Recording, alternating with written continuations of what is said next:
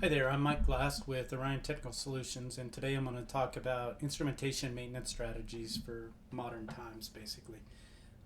The objective of this presentation is to help people understand some of the options and to start kind of thinking in more strategic and more, I guess, less prescriptive, traditional mindsets towards how they handle instrumentation maintenance. So, one of the first things we'll talk about here is kind of why this is an issue and how. Instrumentation and controls is not easy to understand, and if you're not in it for a good amount of time, pretty exclusively, you're not really going to know enough to really implement smarter maintenance strategies in that program. It requires a certain amount of niche skill to do that, I believe. Um, if you compare it to mechanical and other, even electrical to some extent, you can implement some of the smarter maintenance strategies, that are coming out or have been out for a while in those much easier because it's more intuitive. And a manager who's really, really savvy with implementing, reliability centered maintenance or risk based, managed maintenance, they can it's more intuitive how to get there. With instrumentation, they if they don't know the details of instrumentation and how this stuff works, it's going to be really hard to do that. So I think that's one of the challenges at doing instrumentation maintenance smarter, and one of the reasons that it so rarely is done as smartly as some of the other areas. Um, if if a just as a quick example, the instruments today are absolutely fundamentally different than the instruments of yesteryear. But if you look at the maintenance programs and where they put most of their effort and time and so forth, it's exactly in the same areas that they put their effort in 20, 30, or even 40 years ago. So it's definitely an issue. So to kind of get into this, I'm going to present kind of a couple things. The first thing I'm going to talk about is the drift rate comparison of older instruments versus newer. So in 1985, a typical transmitter would have literally had a drift rate of about 0.5% per year. Half a percent per year they would drift. That was a real thing. That was documented. That was what they did. So if your tolerance was half a percent per year, or even say 1%, you really needed to test that annually to be able to ensure that you kept it within the tolerance for your safety calculations and control, product quality, all of that stuff. So that kind of became the de facto standard that annual calibration checks. That was pretty much every plant in 1985 till many years. That was what they did, and frankly, today still you go to most plants, you go and you say, how often do you calibrate this? And they say every year, and you say why, and everyone looks around and they say, well, that's how it's always been, basically. You compare that to the transmitters, and of course, evolution, technology has evolved, and so as it evolved, you got better electronics and then microprocessors, smart transmitters. Well, now 2020, 2025, it's even better than this, but basically typical drift might be 0.05% per year, and they are continuing to improve. But we're continuing to calibrate them every single year, a lot of them. And again, why? Just because that's how we do it. That's what we've always done, is the answer. It doesn't make any sense, but that is what it is. And it's an incredible resource or waste of resources to do that. And we'll talk more about that coming up here. So that's one of the issues, is the drift rate change, right? The other thing is that the reliability, the overall reliability of these instruments is better than it was, obviously, 20, 30, 40 years ago. So, the manufacturers learn as they, they have mistakes, they find problems, they say, wow, there's a better way to do this. They have better technology, better microprocessor, all these things result in better equipment reliability on top of slower drift rate. So, because of that, because of all those things, the likelihood of error now in an instrument is very small. either an error due to drift or an error due to a component failure or something like that. So if you look in the yellow, that's the transmitter. Basically, the transmitter is a very small error. Each of the parts of the transmitter, and realistically, it's smaller than this proportionally. The biggest error is going to be the sensor connections, valving, sludge building up in an impulse line tube, or air pockets, gas pockets, things like that. Condensation pockets, anything like that is your biggest single error. You also could get signal noise problems where your 4 to 20 milliamp signal going back to the DCS analog input card or PLC analog input card. If you get moisture in those conduits or in the J boxes and stuff, a lot of times you'll get a little bit of that milliamp leakage. So it's going to produce an error. And you may not even know it if you only test the transmitter. In the old days, these transmitter pieces, the transmitter would have been way over in here, would have been way bigger than the others. That's why we focused so heavily on the actual calibration of the transmitter back then, because it was the biggest purple line. It was the biggest, most likely source of errors, so we really focused on that. And periodically we'd check and make sure this, that, does the control room see the same thing? But that was the number one error, so that's what we focused on. And back then we had training programs and apprenticeships and all that, so we trained everyone relentlessly on that and got them ingrained in their mindset. It was basically, that's how we do it. But as technology advanced, new things happened and new instruments and all these other things we're talking about. But we're still doing it that way because that's how the last generation that was taught anything was taught. And so they just carry that on. And so it's a real weak point in industry that most places don't really know how frequently or why they're doing annual calibrations.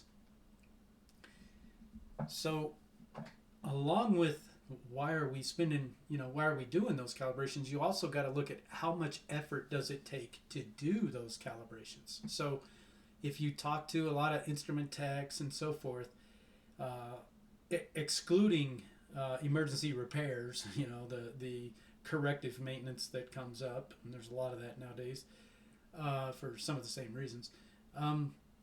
In addition, external to corrective maintenance, one of the biggest things that an instrument tech spends time on is transmitter calibrations. They spend a huge amount of time on that. So if you look, the red line is the labor expenditure, and if you look at the blue, on the transmitter, it's a tiny likelihood of error, but we're spending a massive amount of time on it. If you're thinking about this from a RBM, from a reliability, kind of more of a smart approach, it's going to seem logical that we should be putting a little bit more effort into the bigger blue lines, basically, in the areas where there's more likely to be a problem. That's going to give us a bigger bang for the buck. So, an example of what we could do instead, or in addition to, if we basically do the math, do the calculations, every vendor manual has a breakdown of that calculation for figuring out how frequently you need to test these instruments. It's basically the tolerance, so say 1% or 0.5% or whatever, divided by the drift rate. So, say 0.05%, well then that's going to come out to 10 years. You may not want to jump right to 10 years and say, let's just ignore this for 10 years.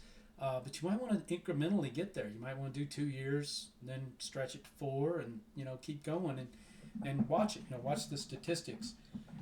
But with all that time and labor that you free up, you don't just want to just cut the number of people. What you want to do is you want to do something that's going to add even more value. Which in this case, one of the examples that I like to talk about is a walk-by check. An instrument tech who has moderate any training, really doesn't have to be super high level, can go out and do probably 100 of these in a day. He can walk out to the instrument, do a quick inspection. I have a check sheet in here, but you could easily generate one for each type of instrument. You go through that little checklist. You check for things that, potential problems and so forth, and we'll talk about some of those. That's going to check a lot of your front end stuff, right? Will it cover everything? Not everything, but it's going to cover most of it. And then you do two cross checks. You basically look at the meter face if it has a meter indication. You look at that indication and look at the primary variable, and you call it on a radio or something. You call the operator and say, "What do you have for PT 101?" And he says, "I read 100.8." And you look at yours and it says 100.9. Well, you're good. Whatever your tolerance is, or maybe 0.5%, whatever. Because you're just looking to make sure everything's functional. You don't have some big developing error. Then you do another cross check, which is kind of going to check more the front end. That PV to HMI kind of verifies everything from the transmitter all the way to the HMI is basically working. Then you do a cross check to another instrument that's in the same thing. So maybe you're looking at the process control, transmitter PT 101. You look at the process safety transmitter 101, and you look and say, yeah, it's on, and you can do have the operator do it. There's a lot of different ways to do it. Sometimes it's right on the same tank, obviously, right? So you look at the PV of both of those, and if they are quite close, assuming they measure the same way and so forth, then you know that both of those are probably functioning. Very unlikely they both have the same exact error. So it gives you a very high amount of confidence that this whole thing is working. And that's kind of the statistical factor of this. And it's really, this is no different than a lot of what we do with IEC 61511 or ISA 84 with the SIS stuff. It's very based on statistics. And that really is a wise way to do this. So you're kind of like doing essentially like you're doing kind of a partial test with these walk-by checks, saying, yeah, I think this is good. You're not doing these extensive tests, but you're guaranteeing most of the operability all the way through frequently, so you're more likely to find a problem if there is one. And if you compare the transmitter calibration versus a walk-by check, I'm going to compare two things. On the left, I'm going to compare the labor hours per problem solved. So this is, per problem identified, resolved, whatever. A transmitter calibration is a lot of work. It takes, you got to plan the job, you got to do all the permitting, you got to, you got to do a lot of steps, hauling all your stuff up there, etc. A walk-by check, you basically need a radio. That's about it. The technician goes out with a radio and looks and does stuff. He can cover 100 of those in a day easy. Where a transmitter calibration, they might be able to do 4 in a day. Other than commissioning where they're just blasting through them, it's usually going to take a while to get these done. So, same thing. Likelihood of preventing escalated problems for both of those. Well, the transmitter calibration only checks certain parts of that whole loop. Versus a walk-by check, man, you're doing an inspection. You're doing things that are going to find things that might lead to a problem. You see the conduit. Got a flex conduit going up into a transmitter. You can tell it's been stepped on, so somebody can get up and read some reading or something. Or you see, like I said, condensation on the inside of the meter face. That's an absolute one. You see things like a diagnostic indicator. It says, hey, I've got a alert of some kind. You see, you can see like evidence of leakage out of the manifold, all kinds of things.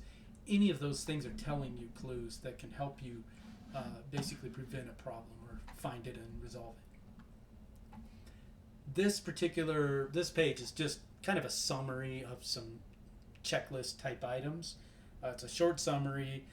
Realistically, I've got some more detailed lists like this on my blog site, but this will get you the idea of things you're looking for. You're looking for just the stuff you can do quickly. You don't want to, you get carried away. It's 14 pages. You're not statistically adding a lot of benefit, but you're adding a lot of time.